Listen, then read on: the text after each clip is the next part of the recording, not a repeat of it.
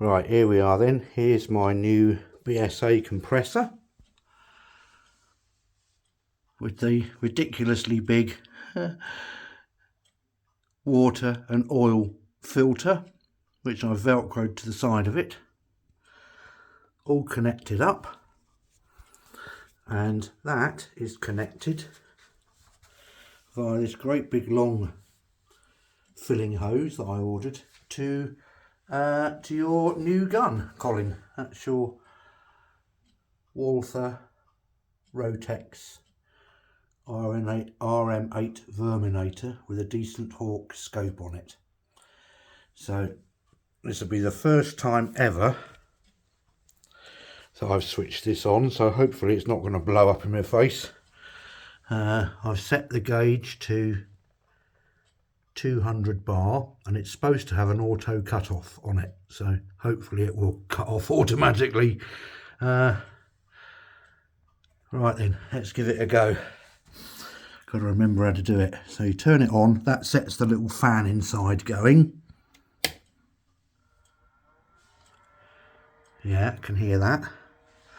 And then you set this one to AC, which sets the bigger fan inside going, like that. Not too bad, reasonably quiet. And then you set the start button going. That's it. Let's see if we're getting up to any pressure.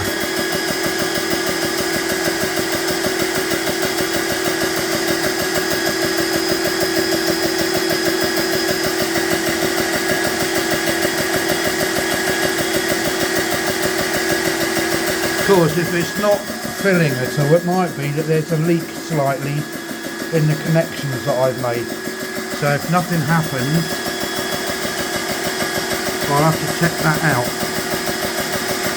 But the needle doesn't appear to be moving at the moment.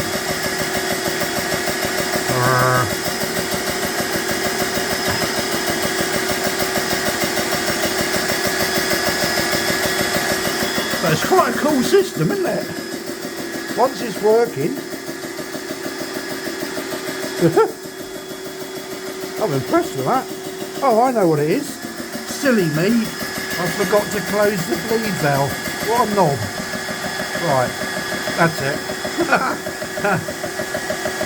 Right, let's see if anything starts happening.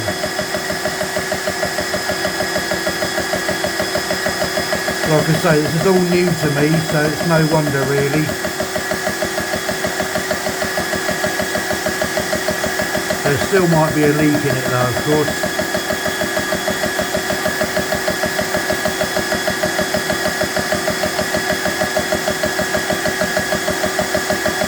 Yeah, doesn't appear to be much happening.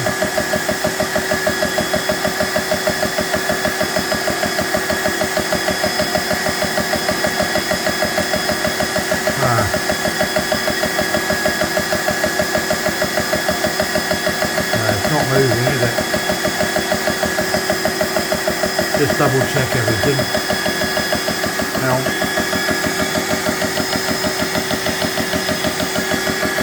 oh well.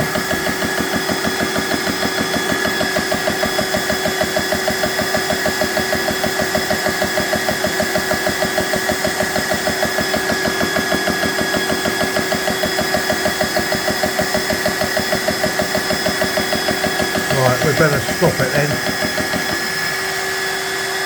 Okay. So, open the bleed valve and turn it off. Yeah, so there's obviously a leak somewhere in the system, but that's alright because I shall go round all the connections that I had to make and tighten them up and make sure they're not leaking, and then I'll try again. So you might get another video later on.